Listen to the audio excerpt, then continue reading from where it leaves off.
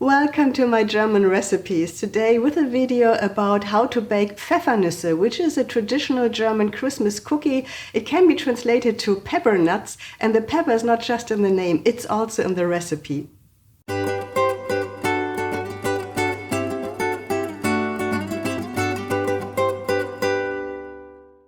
Let's take a quick look at the ingredients, and like always the recipe is on the blog and you can print it here.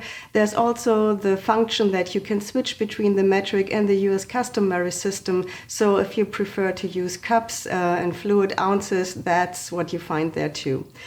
So what you need is flour, light brown sugar, regular sugar, 5 eggs, then you need quite a bit of spices like cinnamon, nutmeg, ground ginger, cardamom, allspice, and white pepper. I've also seen recipes with black pepper, so apparently it also works with black pepper, but my recipe is with white pepper.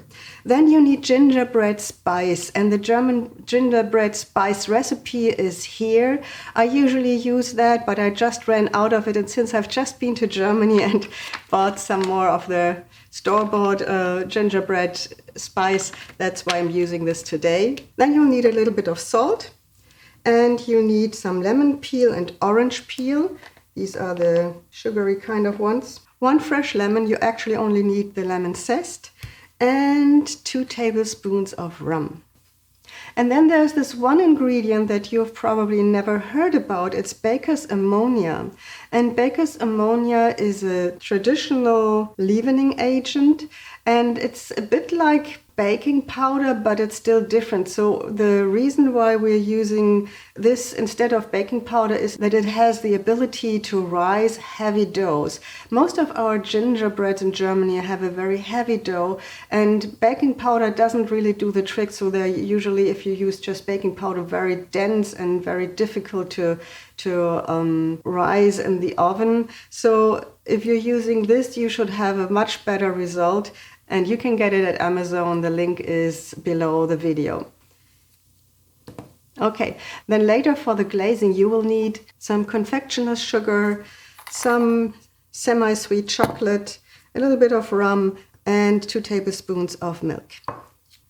I start with beating the eggs, and while I'm doing that, I will slowly add the sugar, both of the sugars, the brown sugar and the white sugar.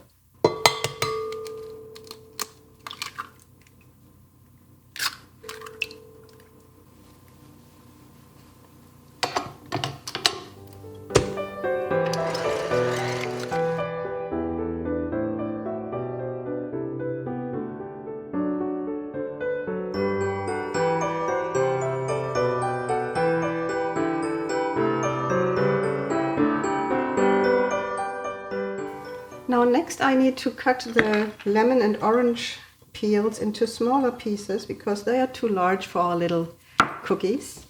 So I just chop them like this. And by the way, if you don't get this lemon peel or orange peel thing, there's a recipe on my blog, of course, how to make that from scratch. And if you prefer that, that's also an option. All right, so this will go into the egg mass.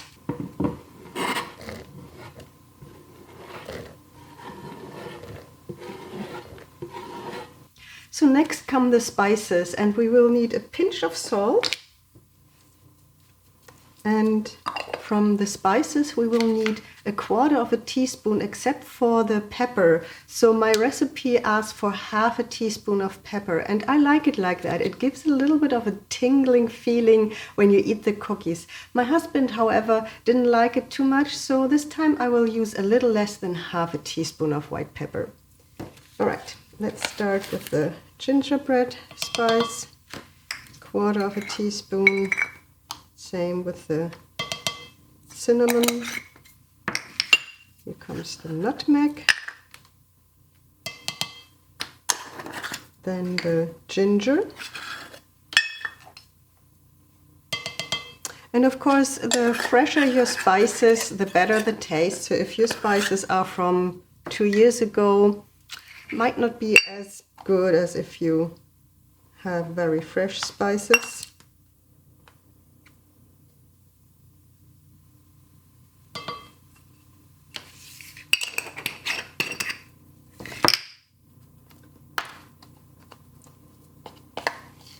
And finally, allspice. So now the pepper.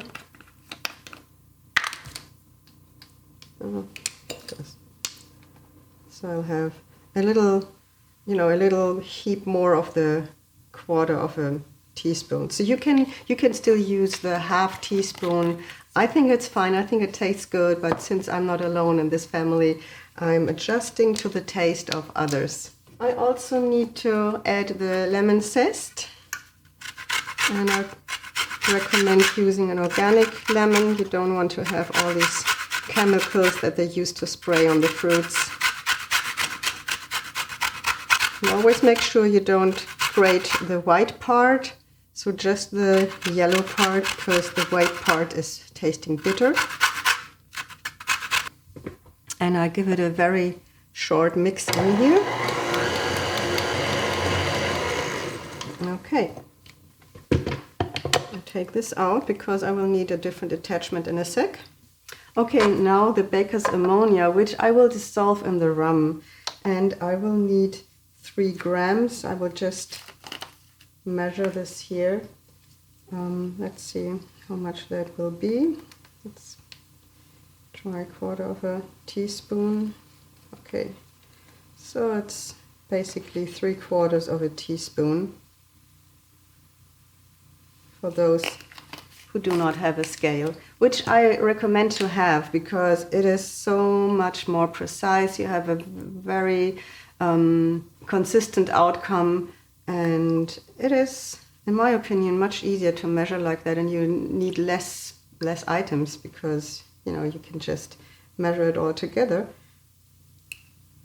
So the baker's ammonia doesn't smell very pleasant, and it was used to awake women from after fainting, although I don't think it's that bad.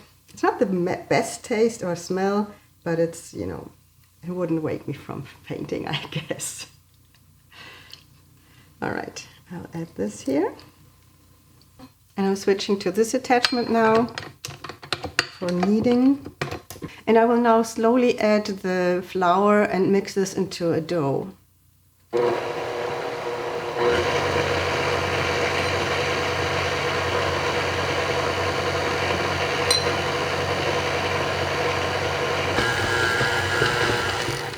Okay, and once all the ingredients are mixed in, you see this is still a very soft dough.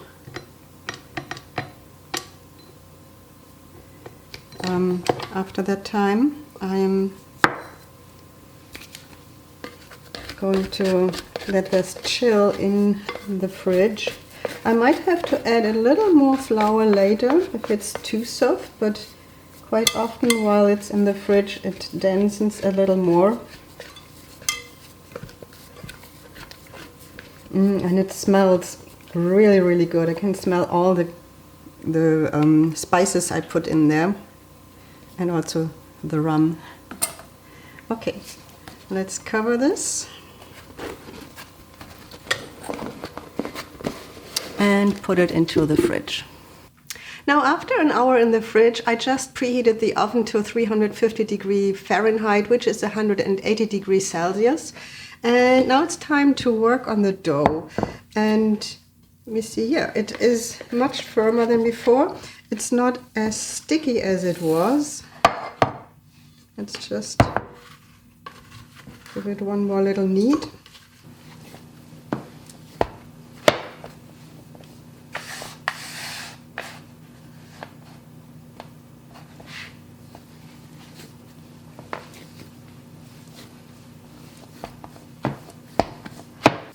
Okay, it's a tiny little bit sticky still, so I'm adding a bit of flour to the board, and I will now shape this into a large log.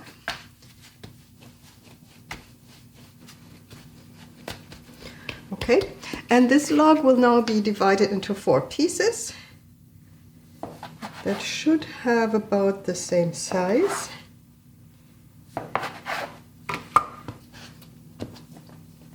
And then I'm taking one of these thick slices. and shape this again into a log or string.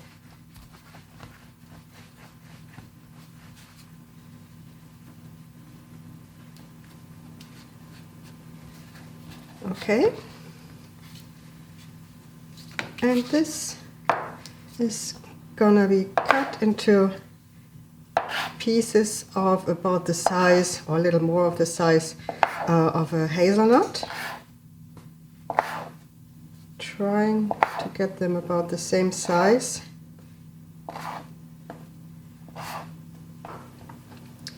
And now each of them will be shaped into a sphere, like this.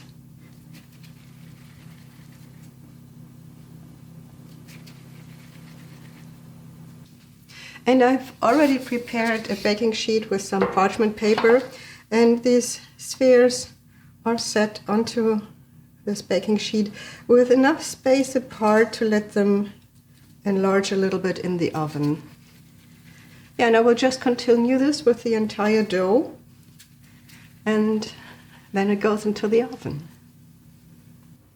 The first sheet is ready to go into the oven, and I will bake this for about 16 to 20 minutes. It depends a little bit on the size of these little balls, and you will know that your Pfeffernüsse or peppernuts are ready to be taken out of the oven when they just start to get slightly brown.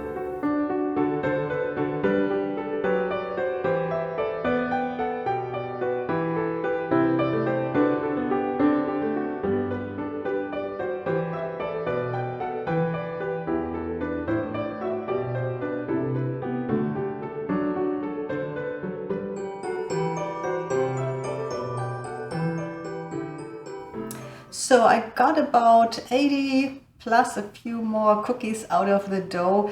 There might be a little less now because I really like them when they're fresh from the oven. Now it's time to glaze the cookies. So they will have a white glaze made from confectioner's sugar, and they will have a foot kind of made from chocolate. So I'll start with the glazing the top, and for that I'm using the confectioner's sugar and the rum and the milk. And I mix this. I might need a little more milk, but I'm always a little careful at the beginning. As I thought, let's just add a little more. And there are of course different ways to do the glazing. You can just use a brush and brush the glaze on each of the cookies. That's one way to do it. Another way is to just dip it into the glaze. What I want to do is I want to just pour the glaze over the cookies.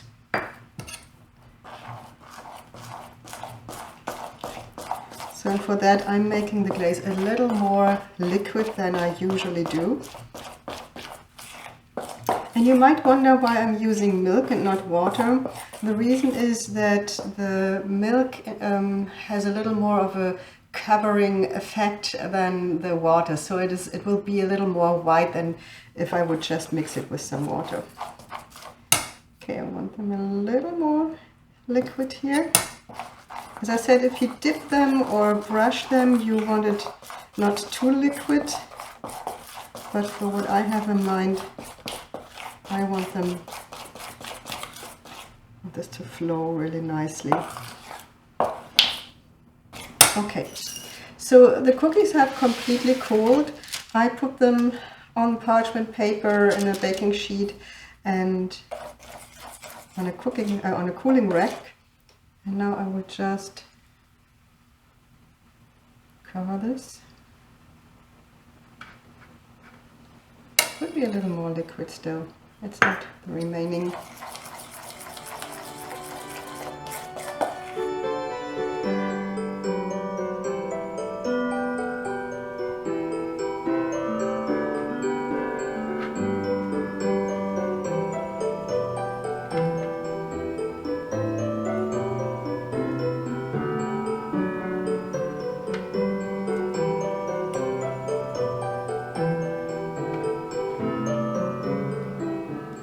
So now we're coming to the last step of our recipe, which is the chocolate part.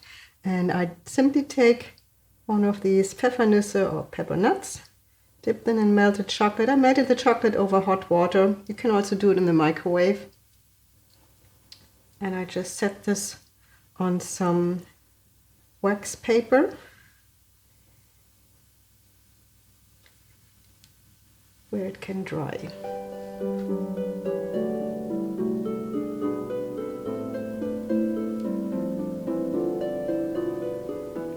Yeah, so this concludes my video. There are plenty of other recipe videos on my channel, especially for Christmas cooking and baking. Please watch some more of my videos. And if you like my videos, please give me a thumbs up, subscribe to my channel, leave a comment if you want. And yeah, thank you for watching.